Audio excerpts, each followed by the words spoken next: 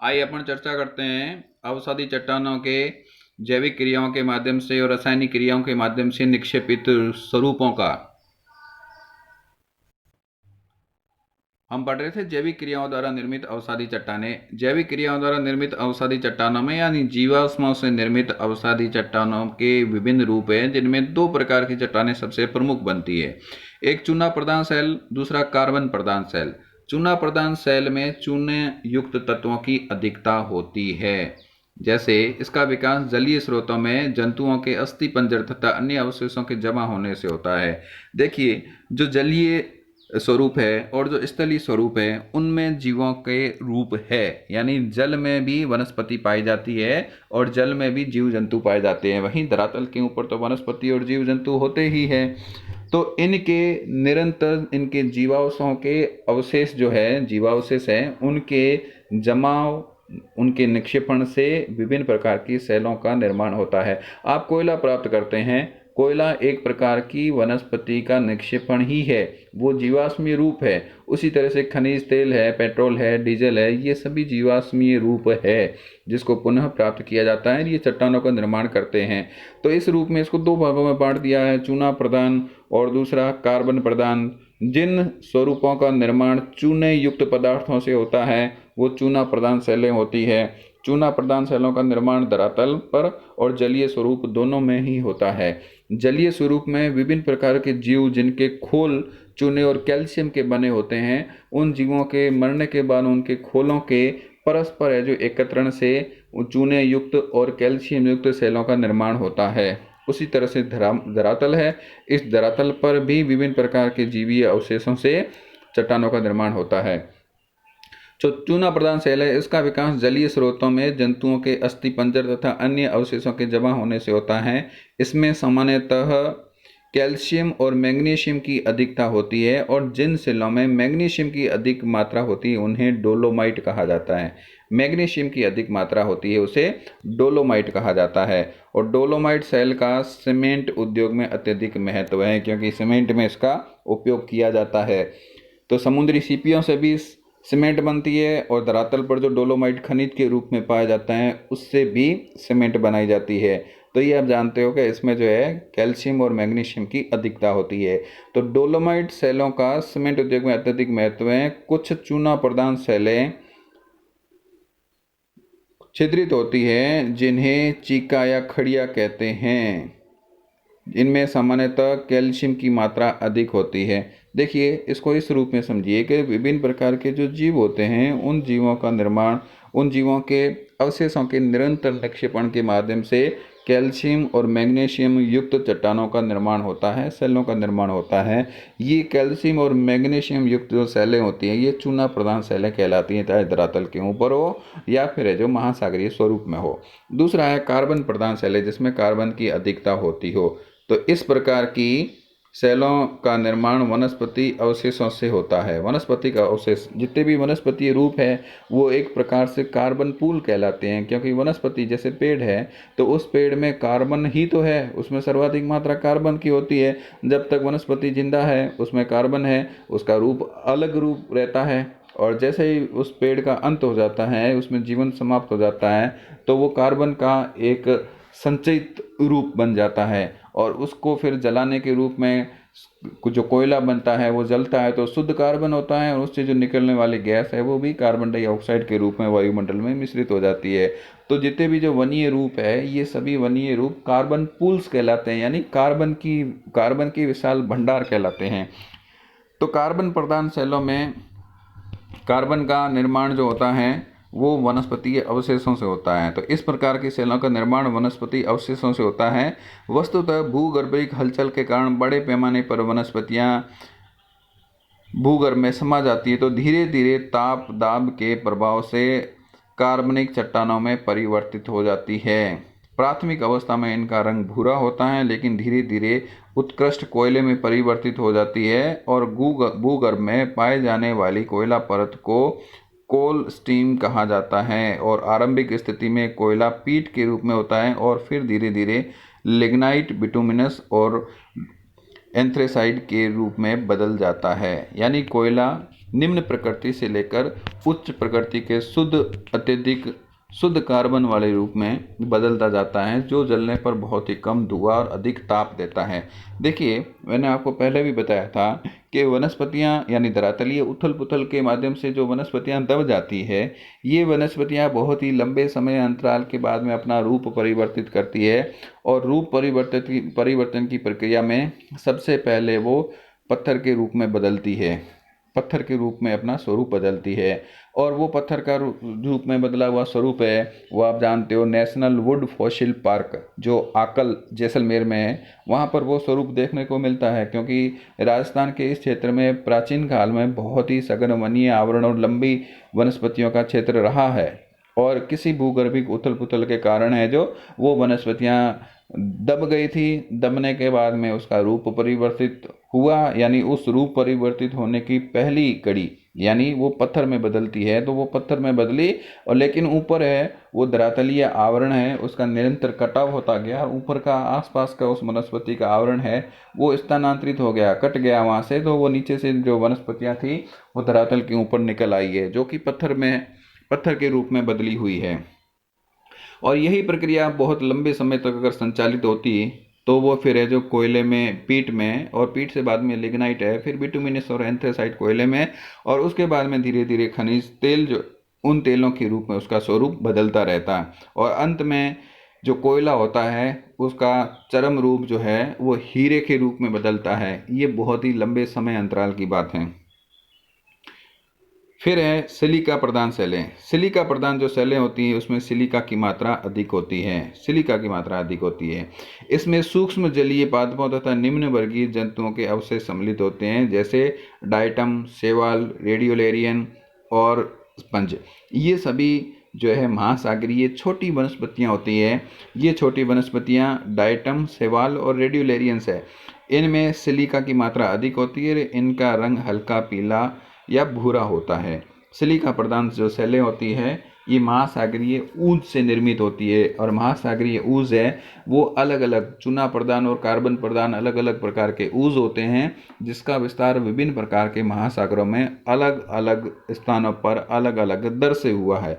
तो इस रूप में विभिन्न प्रकार की जो सेलें जो बनी हैं, इसमें कार्बन प्रधान सेलें यानी रासायनिक क्रिया के द्वारा, जैविक क्रिया के द्वारा जो रासायनिक क्रिया के द्वारा जो सेलें बनी, उसके बाद में जो है जैविक प्रक्रिया के द्वारा निर्मित सेलें हैं, जिसमें चूना प्रधान और कार्बन प्रधान सेलों और सिलिका प्रधान सेलों के बारे में हमने पढ़ा। अब आता है तीसरा रूप चट्टानों का, वो है रूपांतरित चट्टानें, मेटामॉर्फिक चट्टानें। रूपांतरण होता है चट्टानों का, यानी सबसे प्राथमिक चट्टान तो हम आग्नेय चट्टान को मानते हैं। ये चट्टान जो है ये ज्वालामुखी क्रिया के माध्यम से बनती है, यानी ज्वालामुखी क्रिया के माध्यम से जो धरातल के भूगर्भ से निकला हुआ लावा या मैग्मा होता है, ये लावा और मैग्मा धरातल पर धीरे धीरे जमकर ठोस हो जाए और चट्टान का रूप बनाए, तो ये तो आग्नेय चट्टान, इग्नियस रॉक या प्राथमिक चट्टान कहलाती है। और धरातल पर, यानी धरातल पर नहीं, संपूर्ण पृथ्वी में सर्वाधिक आग्नेय चट्टान 95% तक विस्तृत है। तो ये जो आग्नेय चट्टान है और साथ में जो अवसादी चट्टान है, इनका रूपांतरण होता रहता है, जो हमने सबसे पहले पढ़ा था चट्टान चक्र। इन चट्टान चक्र में ये तीनों ही प्रकार के चट्टानें, यानी आग्नेय चट्टानें, अवसादी चट्टानें और रूपांतरित चट्टानें, ये अपना स्वरूप बदलती रहती है, क्योंकि पृथ्वी पर कोई भी तत्व स्थिर या स्थायी नहीं है। स्वयं पृथ्वी परिवर्तनशील है, इसलिए पृथ्वी की ऊपरी सतह के जितने भी जो घटक हैं, पर्यावरण के तत्व और जितने भी धरातलीय घटक हैं, उनमें परिवर्तन होता रहता है। और धरातल के स्वरूप में अंतर्जात और बहिर्जात क्रियाओं की आपसी अंतःक्रिया के कारण बहुत सघन परिवर्तन होता रहता है। तो उस परिवर्तन के कारण है जो चट्टानें बनती और बिगड़ती रहती हैं।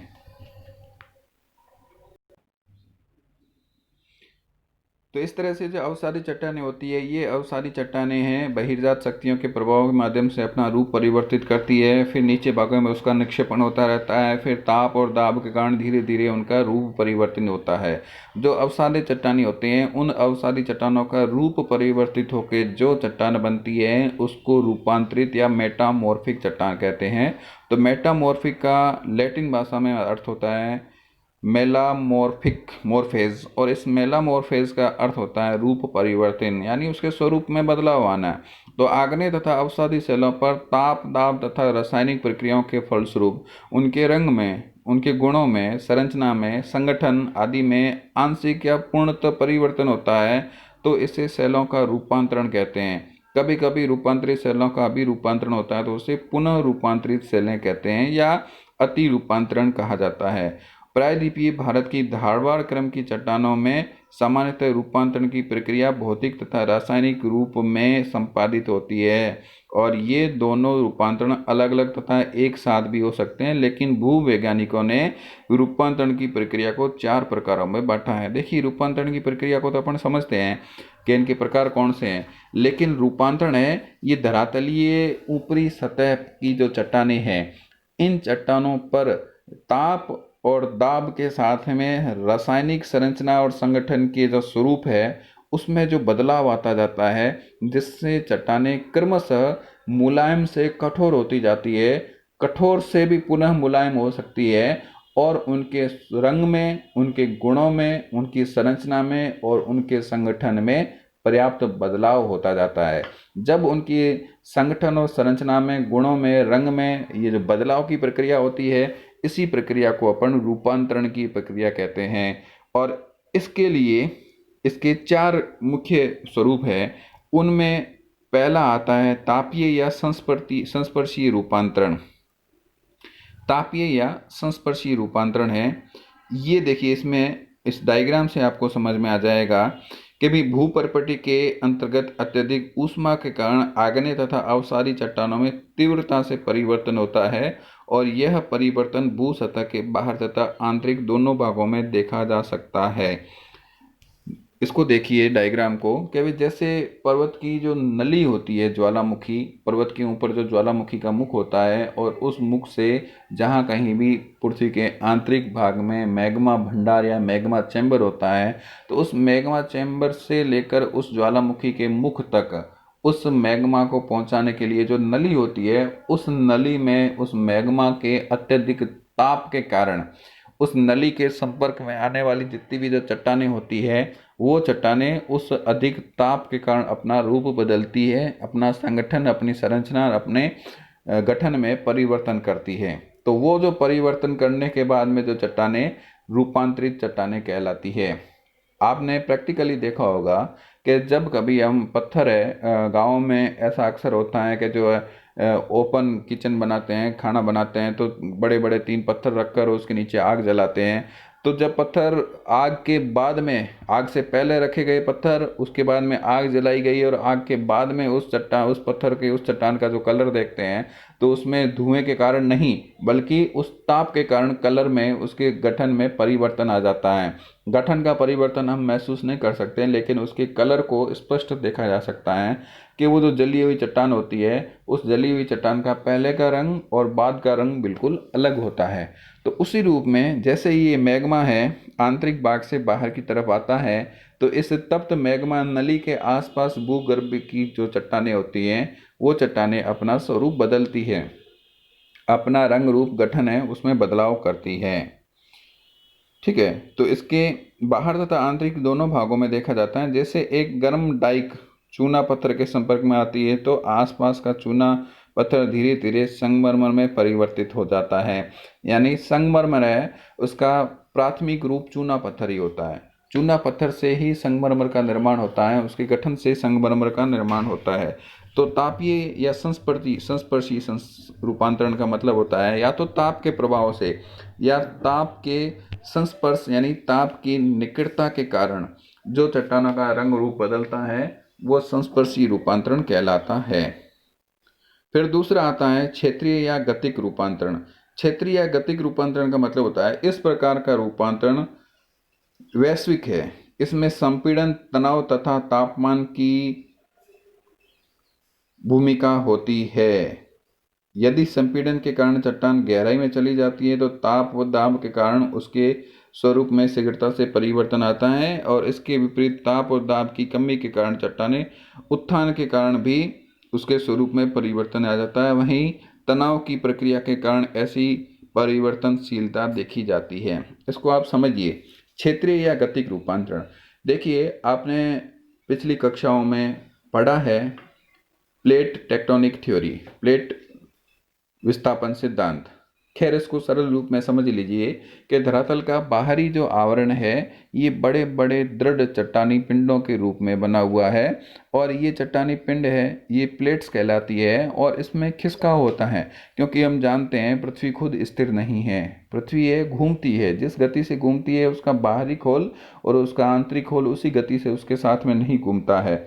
तो ये जो परिवर्तनशील पृथ्वी है, घूमने वाली पृथ्वी का जो स्वरूप है, उस स्वरूप के कारण जो बाहरी पृथ्वी का आकार है ये अलग अलग प्लेटों से, अलग अलग धरातलीय आवरण से छोटे और बड़े पिंडों के रूप में बना हुआ है।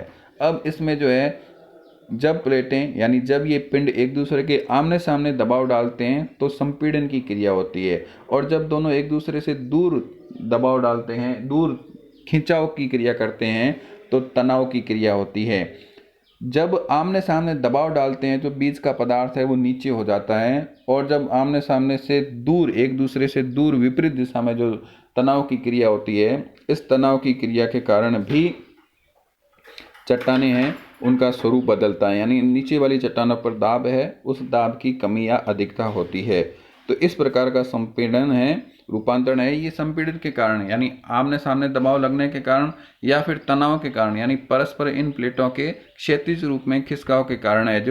जो तापमान और दबाव की जो दर होती है उसकी मात्रा में बदलाव आता जाता है, और उस मात्रा में बदलाव के कारण है जो चट्टानों का स्वरूप है वो बदलता है।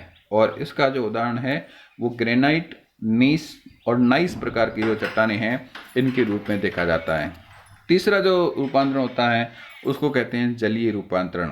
जलीय रूपांतरण, जब ऐसे रूपांतरण जल स्रोतों के आसपास देखे जाते हैं जहां भौतिक एवं रासायनिक दोनों ही रूपांतरण होते हैं।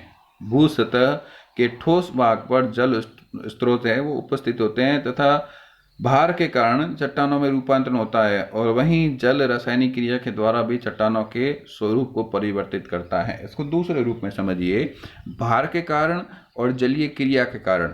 जलीय क्रिया के कारण तो चट्टानों के स्वरूप में बदलाव होता ही है, जैसे कोई चूना प्रधान चट्टान है। और भी सरल रूप में आपने कली देखी होगी, कड़ी जो दीवारों में घर में करते हैं वो कड़ी है, जब उसको अपन लेके आते हैं तो बड़े कठोर पिंडों के रूप में होती है, बड़े चट्टान के रूप में होती है, लेकिन जैसे ही उसका जल के साथ संपर्क होता है तो रासायनिक अभिक्रिया के माध्यम से, रासायनिक क्रिया के माध्यम से धीरे धीरे वो जल के साथ में घुलने लगती है और अपना स्वरूप है वो खोकर धीरे धीरे उस जल के साथ में पूर्ण रूप से घुलित हो जाती है, वियोजित हो जाती है। तो एक तो वो रूप, और दूसरा जो पानी के संचित भाग है, क्योंकि जल में भी भार होता है, और जो डैम वगैरह बनाते हैं, जो बांध वगैरह बनाते हैं, उन बांधों में पानी का अपार संचय हो जाता है, और ये जो जल का भार है वो नीचे वाली चट्टानों पर होता है, तो नीचे वाली चट्टानों के कण हैं वो अधिक संगठित हो जाते हैं। इस रूप में ज़्यादा नहीं लेकिन क्षणिक परिवर्तन होता है। तो जल के भार के कारण भी और जल के रासायनिक क्रिया के कारण भी जलीय रूपांतरण होता है, चट्टानों में परिवर्तन होता है। और फिर चौथा जो है ताप जलीय रूपांतरण। ऐसा रूपांतरण गर्म जल स्रोतों के पास देखा जाता है। गर्म जल स्रोत है उनके पास है ऐसे रूपांतरण देखे जाते हैं। गर्म जल स्रोत का मतलब होता है, देखिए धरातल है, इस धरातल पर जल जो संचित जलीय रूप है, इन संचित जलीय रूपों की जलवायु अनुसार विभिन्न प्रकार की दशाएं पाई जाती है। भूमध्य रेखा के समीप जो जलीय स्रोत हैं वो गर्म जल स्रोत होंगे, क्योंकि पानी है वो तापमान के कारण गर्म रहेगा, जबकि ध्रुवों की तरफ जाने पर, उत्तरी ध्रुव और दक्षिणी ध्रुव दोनों की तरफ जाने पर धीरे धीरे जल के स्वरूपों में परिवर्तन आता रहता है। जल है वो बर्फ के रूप में जमता जाएगा। इसके अलावा जो ऊंचे पर्वतीय भाग है वहाँ पर भी जलीय स्रोत हैं, उसमें भी परिवर्तन होता है, लेकिन ऊंचे भागों में आपने देखा होगा गर्म जल के सोते भी होते हैं। तो उन गर्म जल के सोते यानी उन गर्म जल के जो क्षेत्र होते हैं उनके नीचे कहीं पृथ्वी के आंतरिक भाग में जो गैसें और जल वाष्प बन रही होती है, यानी रेडियो एक्टिव पदार्थों से जो तापमान का जनन हो रहा होता है, वहाँ से कोई ना कोई उसके नीचे लिंक हो जाता है दरार के माध्यम से, और वो जो गर्म भाप है, गर्म गैसें हैं, वो उस ऊपर स्थित जलीय भाग को गर्म रखती है। तो उस रूप में भी अधिक नहीं लेकिन क्षणिक रूप में भी चट्टानों में धीरे धीरे स्वरूप में परिवर्तन आता जाता है। उस जलीय भाग के समीप, उसके नीचे, और जहाँ से वो गर्म गैसें और जल निकलता है, भाप निकलती है, उसके स्वरूप, उसके समीप भी चट्टानों की संरचना में बदलाव आता जाता है। तो ताप जलीय रूपांतरण कहते हैं। यानी ताप के कारण और जल के कारण दोनों के सम्मिलित प्रभाव से जब चट्टानों के स्वरूप और संरचना में बदलाव आता है तो वो ताप जलीय रूपांतरण कहलाता है। इससे आगे अपन जो है अगले लेसन में पढ़ते हैं।